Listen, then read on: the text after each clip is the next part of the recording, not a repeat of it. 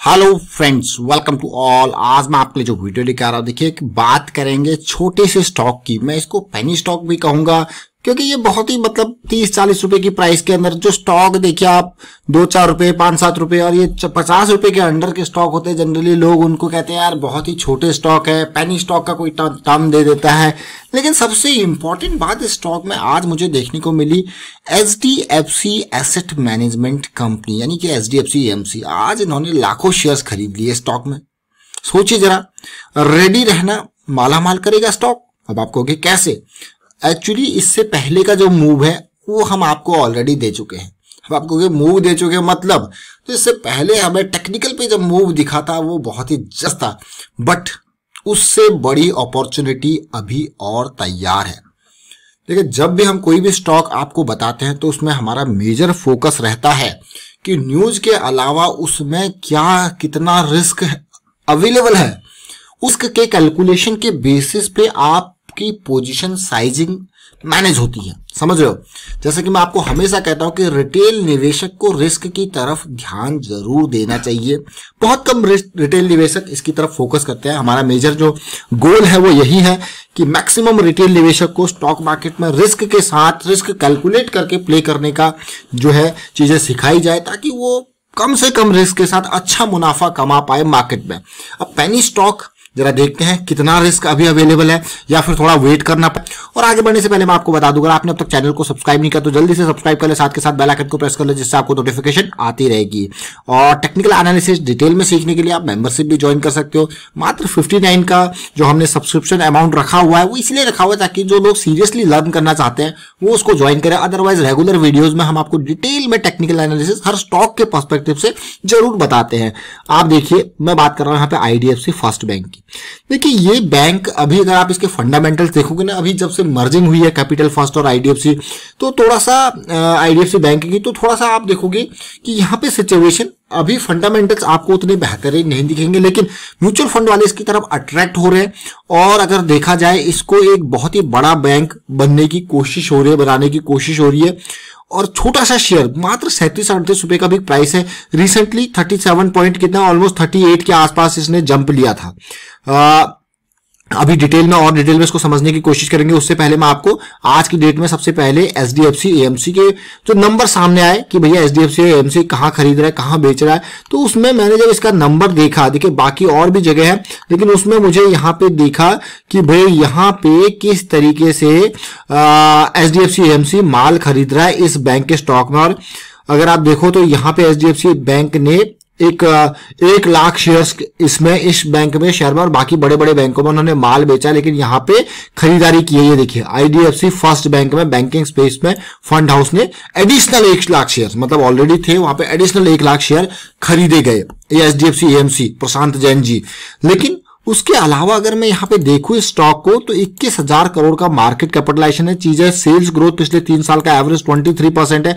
बाकी फंडामेंटल्स अब आपको धीरे धीरे, और बैंकिंग स्टॉक्स का डेट नहीं देखते, इनका क्या देखते हैं, NPA। तो यहाँ पे चीजें जैसे रिस्ट्रक्चर अभी हो रही है तो आपको चीजें क्लियर पिक्चर अभी देखने को मिलेगी नहीं। लेकिन जो मैं आपको रिटेल निवेशक पर्सपेक्टिव से दिखाता हूँ, ये स्टॉक छोटा जरूर है, लेकिन जरा देखिए 10 लाख रिटेल निवेशक यहाँ पे ऑलरेडी दांव लगाए हुए हैं। 10 लाख रिटेल निवेशक इन्वेस्टेड है इतने छोटे से पेनी स्टॉक पे। बहुत ही बढ़िया बात भाई, काउंट है 10 लाख रिटेल निवेशकों का। और ऑलमोस्ट कितने शेयर रिटेल निवेशकों के पास है? 68-69 करोड़ शेयर्स रिटेल निवेशकों के पास है। म्यूचुअल फंड की बात करें तो जरा देखिए, म्यूचुअल फंड्स के पास यहाँ पे खूब सारे शेयर्स हैं। और अभी और नाम आ रहा है किसका, HDFC AMC का नाम आगे आ रहा है। साथ के साथ अगर मैं फॉरेन पोर्टफोलियो निवेशकों की बात करूं तो वहां इनके पास भी 63 करोड़ के आसपास शेयर्स उनके पास भी है।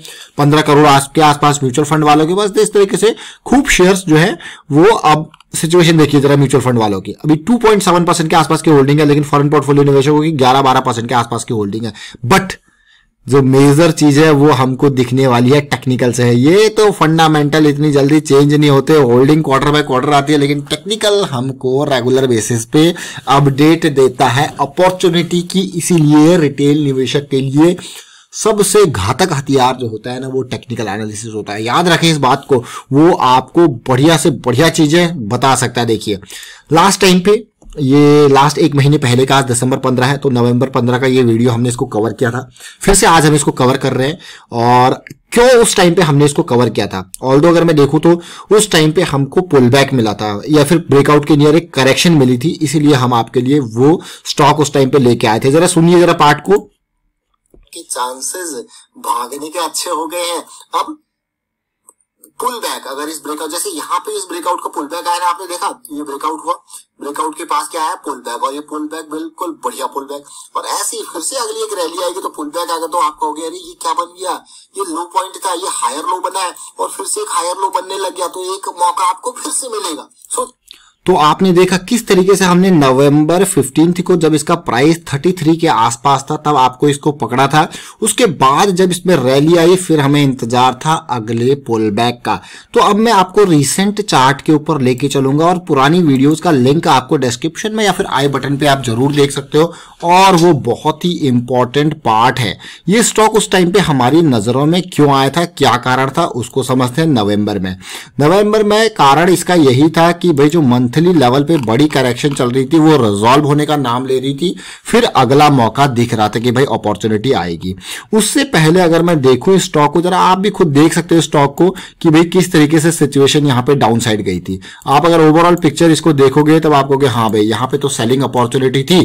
तो स्टॉक को जब भी आप देखते हो ना, तो तसल्ली से देखिए, कोई इसको कहेगा भाई हेड एंड शोल्डर बन गया निकल जाओ, देखिए ये पूरी की पूरी सिचुएशन। और उसी तरीके से अब अभी मैं आपको वीकली चार्ट पे लेके चलूंगा, तो आपको फिर से पिक्चर क्लियर होगी कि उस टाइम पे हमारे रडार में आने का क्या कारण था और अभी क्यों रडार में आया है। उस टाइम पे रडार में हमारे आने का स्टॉक का कारण ये था कि ये स्टॉक में हमको एक बहुत ही बढ़िया ये ब्रेकआउट का लेवल था। ये ब्रेकआउट के बाद हमें पुल बैक की सिचुएशन देखने को मिली थी, और उसके बाद फिर रैली की एक्सपेक्टेशन थी, और हमें उम्मीद थी कि फिर इसके नियर कंसोलिडेशन होगा या पुल बैक होगा। लेकिन जो मैं आपको कह रहा हूं भाई, आने वाले टाइम के लिए बड़ी तैयारी यहां पे चल रही है, बिकॉज हमको यहां पे वीकली पे बुलिश क्रॉस मिल गया है। और बुलिश क्रॉस की अहमियत बहुत कम लोग समझते हैं। बुलिश क्रॉस की अहमियत तो बहुत होती है, लेकिन उससे भी ज्यादा अहमियत होती है उसके बाद के आने वाले करेक्शन में। पिछला वीक इंडिसीजन का रहा, ये वीक छोटी कैंडल जरूर बन रही है। अगर ये वीक का हाई पार नहीं होता है, ऑल्दो आप देखोगे लास्ट टाइम पे 33 से लेके ऑलरेडी 39 के आसपास तक ऑलमोस्ट 5 से 6 रुपए का गेन ये हमको ऑलरेडी दे चुका, जो कि बहुत होता है मैं कहूंगा अगर परसेंटेज वाइज देखो तो एक महीने के अंदर। बट अगली करेक्शन, अगर ये बुलिश क्रॉस जो बनने के बाद ये जो सिचुएशन बन रही है, अगर ये स्टॉक मैं कहता हूं यहाँ पे 33-34 के लेवल पे फिर आने की अगर कोशिश करता है इस रेंज में, तो भाई फिर से win win situation. But entry कब करोगे? अगर मुझे एंट्री करनी है, I will wait for the resolution of the correction, because जैसे ये रिजॉल्व हो गया this will be my stop loss. समझ लो इस बात को, because we need to understand the risk. The risk factor should be your priority, and if that risk thing अगर आप उसको मैनेज कर पाते हो, दैट इट इज, मैं कहूंगा आप बिल्कुल टॉप साइड से काम कर रहे हो। और उसके बाद जैसे ही ये रिजॉल्व होगा, आपको स्टॉप लॉस मिला, एंटर करके सवार करके फिर हो जाओ इसमें। देखिए अभी तो HDFC AMC ने खरीदे हैं, तो भाई बड़ी खबर है, बट अभी मैं आपको छोटे टाइम फ्रेम पे लेके चलता हूं, यानी कि डेली। अब जब इस सिचुएशन को देखो, इस सिचुएशन को आप देखोगे तो आप समझ जाओगे भाई यहाँ पे जब खिचड़ी पकी थी, हमने तो आपको इस लेवल पे बताया था, समझ रहे हो, हमने आपको ये ब्रेकआउट के बाद वाले पुल बैक पे बताया था, आपको ये इस ब्रेकआउट के बाद के पुल बैक पे आपको बताया था, वीडियो क्रिएट किया था। लेकिन जो इन्वेस्टर्स हैं, जो ट्रेडर है, जो समझते हैं बड़े टाइम फ्रेम को, उन्होंने यहां पे एंट्री स्टार्ट की होगी इसकी 31 के लेवल पे with a stop loss of 29 के आसपास का ये स्टॉप लॉस। सोचिए जरा कितना स्टॉप लॉस है, 1-1.5 रुपए का। उसके बाद उन्होंने यहाँ पे अपनी पोजीशन साइजिंग इंक्रीज की होगी और स्टॉप लॉस को ट्रेल करके यहाँ पे लेके गए होंगे। और अब फिर से जैसी जैसी सिचुएशन बन रही है, अब वो अपनी पोजीशन साइज और आगे आने वाले टाइम पे इंक्रीज कर सकते हैं। बट फिलहाल की जो सिचुएशन मुझे दिख रही है, क्योंकि वीकली पे आप देख पा रहे हो कि वहां पे अभी क्रॉस बनने जा रहा है तो करेक्शन की एंटीसिपेशन है। बट अगर आप डेली पे देखोगे ना, अगर ये लेवल जैसे आज की कैंडल थी, ऐसा लग रहा था ब्रीच हो सकता है, तो अगर ये ब्रीच होगा तो जब डेली में अगर मैं आरएसआई पे देखूं तो सिचुएशन अभी ऐसी लग रही है, अगर ये लो पॉइंट ब्रीच होता है